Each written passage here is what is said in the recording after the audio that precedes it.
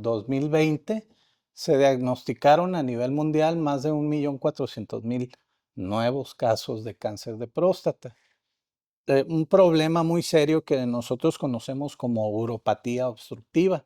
Son pacientes que pueden llegar a debutar con una falla de sus riñones. Hola, ¿qué tal? Yo soy Claudia Villairibe y esto es Conversando con los Expertos. El día de hoy me acompaña el urólogo, el doctor Arturo Álvarez Tostado. Nos viene a platicar acerca de la prevención y la detección del cáncer de próstata. Gracias, doctor, por acompañarnos hoy. Al contrario, gracias por la invitación. Buen día. Doctor, en este mes que se conmemora la prevención del cáncer de próstata, ¿cuáles serían los principales factores de riesgo para tener cáncer de próstata? Bueno, primero comentar, el cáncer de próstata, como ya es bien sabido, es uno de los tumores malignos más frecuentes. Más frecuente inclusive que el cáncer colorectal y el cáncer de pulmón. Un dato muy interesante, en el 2020 se diagnosticaron a nivel mundial más de 1.400.000 nuevos casos de cáncer de próstata.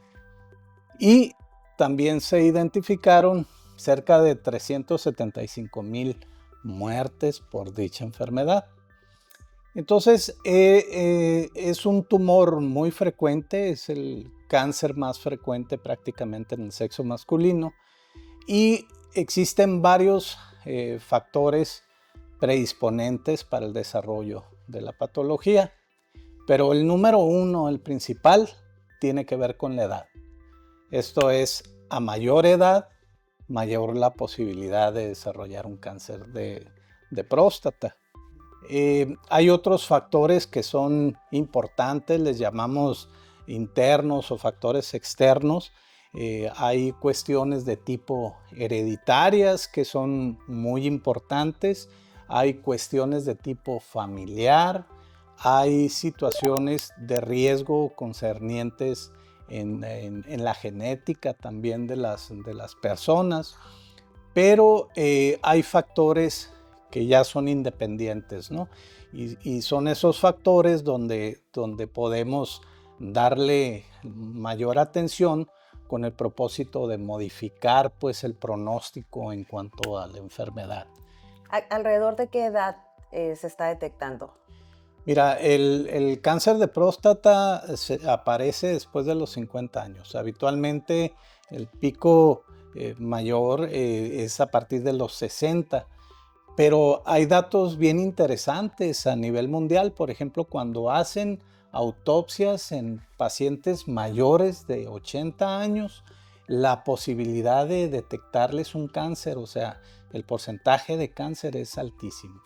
Estamos hablando de cerca del 75 al 80% de esos casos en los cuales se hacen las autopsias y se detecta un cáncer, ¿no? Que la persona tenía. Es decir, a partir de que aparece, ¿puede durar mucho tiempo sin síntomas? Puede durar mucho tiempo. Y fíjate, acabas de mencionar la palabra clave. El cáncer de próstata se caracteriza por habitualmente ser asintomático. No desarrolla síntomas. Pero cuando los desarrolla pueden estar asociados al término que llamamos prostatismo, porque además de cáncer, el paciente puede estar cursando con crecimiento benigno de su próstata, que lo conocemos como hiperplasia. Entonces, a veces puede haber datos de prostatismo, pero la mayoría de las veces son casos asintomáticos. Y cuando se presentan síntomas, suele ser porque la enfermedad puede estar ya muy avanzada, ¿no? Y ahí hablamos, nos ha tocado ver con mucha frecuencia un problema muy serio que nosotros conocemos como uropatía obstructiva. Son pacientes que pueden llegar a debutar con una falla de sus riñones, con todas las manifestaciones y todos los síntomas que esto trae. Entonces, a veces las manifestaciones son ya de una enfermedad complicada. Y lo principal, que son las metástasis, que son las siembras que da este tumor, principalmente a huesos, ¿no? Y dentro de ellos la columna. Entonces, cuando afecta la columna o afecta el sistema óseo, pueden presentarse lo que llamamos fracturas patológicas.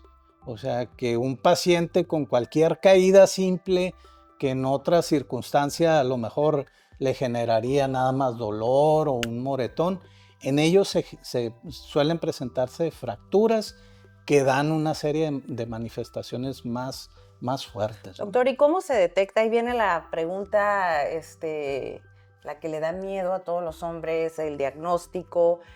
¿Cómo se detecta? ¿Cómo son los exámenes? Eso es un tema ahí que no quieren ir al urólogo por miedo. Sí, mira, la realidad es que el diagnóstico no es tan complejo. Podemos tener varios escenarios, ¿no? El clásico paciente que sí acostumbra a hacer sus revisiones rutinarias y que va a un laboratorio, se hace sus pruebas y dentro de ellas una prueba muy buena que se llama antígeno prostático específico. Y puede llegar al consultorio y decirnos, doctor, fíjese que me hice este chequeo y traigo esta prueba que me sale alta. Y ahí podemos empezar con todo el proceso. O puede darse al revés, que el paciente llega sin síntomas. Nosotros hacemos una exploración amplia, que esa exploración sin lugar a dudas debe además realizarse un tacto rectal que sigue siendo muy importante. Y durante el tacto nosotros podemos encontrar una lesión sospechosa.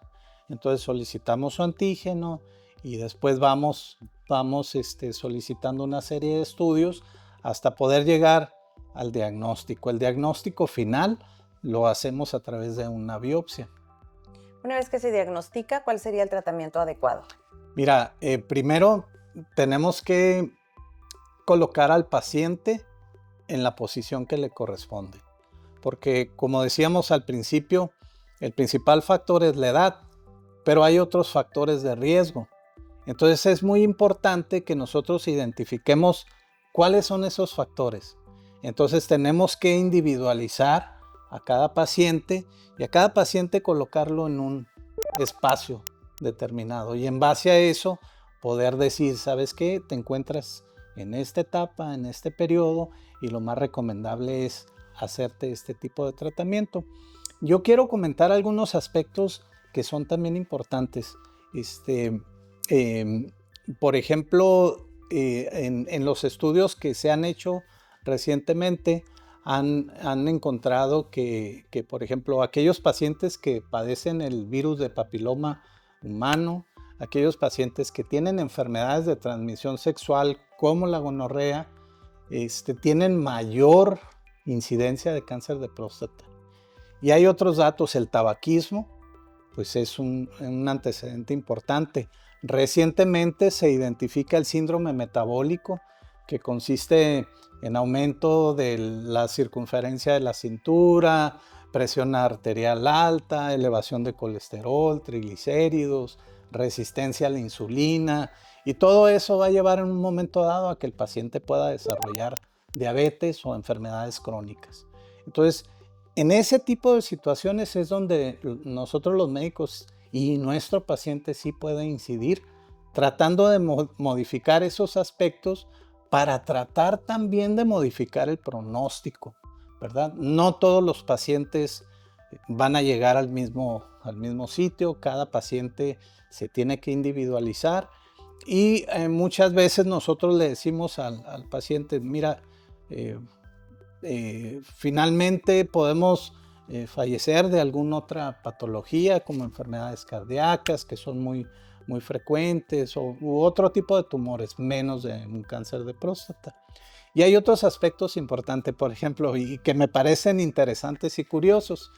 Estudios recientes demuestran, por ejemplo, el número de eyaculaciones al mes te puede hacer o puede ser un factor preventivo para que no desarrolles cáncer.